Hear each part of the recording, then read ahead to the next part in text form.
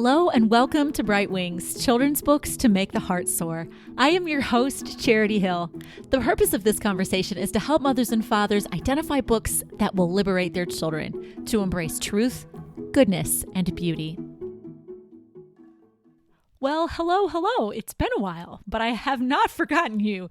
Dear listener, I have been busy hiking with 11th graders through Plato's Republic, Richard II, and Henry IV.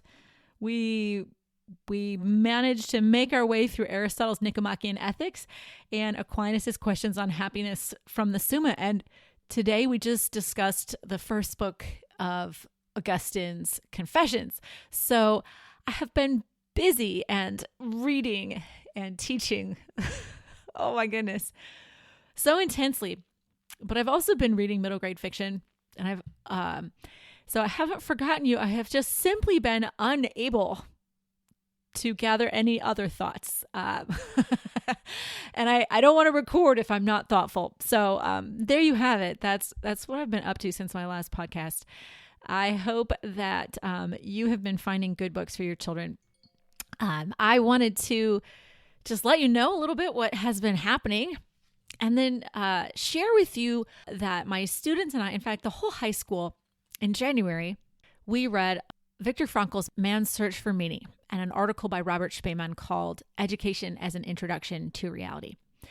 Now, the whole school actually kind of stops, the whole high school stops and spends an entire day doing what we call symposium, where we gather as high school students, we break them up into mixed grades, groups, to discuss what they've read.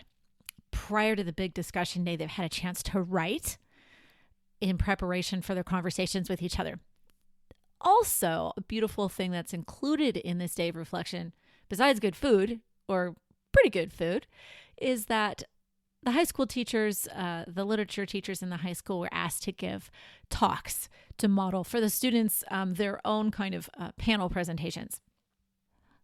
We teachers were asked to select a theme that pertained to one of the readings and unpack it for our students. Now, it might sound a little funny to you, but my students have been reading such heavyweight things all year that the article by Spaemann and Viktor Frankl's book, Man's Search for Meaning, they found them very readable. They found them very approachable. So if you haven't read them, I really encourage you to give it a go, to dive into them yourself. They're genuinely, I tell you, they really are approachable. Perhaps you've never heard of Robert Spaemann before. That's not surprising. He's not even half of his work, I think, is translated into English. He was a German philosopher who focused on bioethics and ecology and human rights. He was born in 1927 and lived through World War II as a young man, and he was an outsider to Nazism. This article of his that we read, it's called Education as an Introduction to Reality. It's a 6 to 8 page article of his, which was a speech that he gave in the 1980s at a German foster home for neglected, abused, or orphaned children. One of the critiques that's raised against this children's home is that it's just such a lovely place, such a good place, such a different place, that this children's home is such an oasis that the people who are running it are not teaching the children to, quote, live in reality. And so Spaemann begs the question, what is reality? What does it mean to live in reality? What is the most really real? Then the other text by Viktor Frankl, I do believe Viktor Frankl and Robert Spaemann, actually their lives overlapped and they perhaps even met each other. A lot of their concerns were very similar. As you may remember or have heard, Viktor Frankl was a psychologist who had been mentored by Freud, who was taken prisoner and survived multiple prison camps under the Nazi regime. And his testimony has a kind of incontrovertible truth. I'm going to share with you the speech that I gave to the high school. I raised the question that Robert Spaemann deals with, which is, what is really real? And I used Viktor Frankl's testimony to answer it. I can only tell you that I love speaking to young people of this age. And some people like jumping out of airplanes or driving race cars. I love public speaking, and I love taking a hot question from an audience live. So I hope that this will be an opportunity for you to share in my joy of that day. And I also hope that you have some familiarity with these texts. If you haven't read the Robert Spaemann article, I'm linking it in the show notes so that you can either read it before or after you hear my speech. Cynicism or hope, a stance that conditions action. The critics of the St. Raphael Children's Home say that the kind of education the children at the home receive does not prepare them for reality. Now, the educational conditions of the home emphasize unconditional love, minimal technology, common work, celebration, and worship.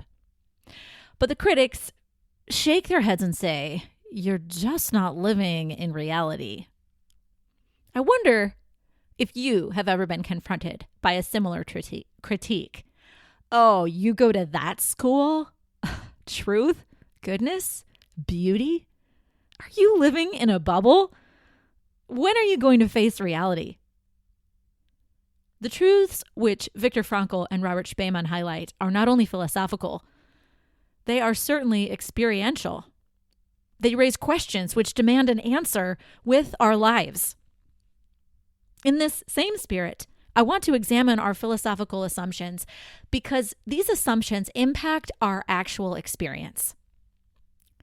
These critics, both Spaemann's and yours, make an assumption about reality when they object that unconditional love, common work, goodness, and truth, that such things aren't a preparation for what is really real. What do they assume? Surely they assume that reality must be something hard and unpleasant. The critics assume a stance of cynicism. What is cynicism? At the center of cynicism is the stance of Freud, who claims that, quote, reality is the resistance that man encounters in his pursuit of pleasure. That is to say, reality resists me. Reality is opposed to me. I must wrest my happiness, that is, my pleasure, from reality. Education would then fit you to fight, finagle, or fool reality into pleasing you. And when you meet with the inevitable failure to make reality correspond to your desire, the other part of education would mean teaching you to, quote, get used to disappointment. It would teach you to get comfortable with despair. But let me explain why cynicism is a circular and self-fulfilling assumption. As a perspective and a stance, it conditions what we see. If you expect bad things to happen, not only will they happen, but you'll see them as confirmation that you were right. That of course that bad thing happened because reality is, after all, a rather nasty place. Is there a reasonable alternative to cynicism? What is the alternative? Not naivety. Perhaps optimism. But there must be yet another word. We must hunt for this alternative word and way. And what we are looking for must be more reasonable, more grounded in reality than cynicism. What we're looking for has to account for more than cynicism does, if it is going to be a genuine alternative. Right? After all, Spaemann claims that in the face of the critics that, quote, what distinguishes the children's home from other homes is not that it hides from reality, but that it has more reality. It has greater possibilities to experience reality. We must note that the logic of cynicism cannot account for exceptions to its rule. Cynicism cannot account for goodness. If something is good or pleasant, cynicism says that it must be because they are selling something. If something good happens, it's only temporary. So to be more grounded in reality, the theory must be able to account for more than cynicism does. Viktor Frankl, of all people, proposes just such an alternative theory in disagreement with his mentor Freud. He tells of those who suffered all the horrors of concentration camp life, who lived with a nobility that was yet greater than the great suffering there. How does Frankl, who survived several concentration camps, arrive at this unique claim? Frankl relates how he meditated on a particular quote from Dostoevsky. Quote, "There is only one thing that I dread, not to be worthy of my sufferings." End quote. Frankl explains how he came to understand this quote and how it illuminated his observations. He says, "These words frequently came to my mind after I became acquainted with those martyrs whose behavior in camp, whose suffering and death, bore witness to the fact that the last inner freedom cannot be lost. It can be said that they were worthy of their sufferings. The way they bore their suffering was a genuine inner achievement. If there is a meaning in life at all, then there must be a meaning in suffering. Here, in the midst of suffering, lies the chance for a man either to make use of or to forego the opportunities of attaining the moral values that a difficult situation may afford him. And this decides whether he is worthy of his sufferings or not." Frankl does not claim that reality is a threat, but claims that reality is an opportunity to become great of soul. If cynicism's posture toward reality assumes reality is a threat, Frankl's posture assumes that reality contains within it an abiding opportunity for positive meaning. Frankl proposes that suffering, in particular, raises unique opportunities for nobility. What is a word that means an abiding opportunity for positive meaning? Hope. Hope seems the right word. Hope, which appears a weak word, a thing of feathers, accounts for more of reality than cynicism. Reality is a gift, as Spaemann proposes, and a task, as Frankl emphasizes. You did not make it. You did not make yourself. But here you are, all at once.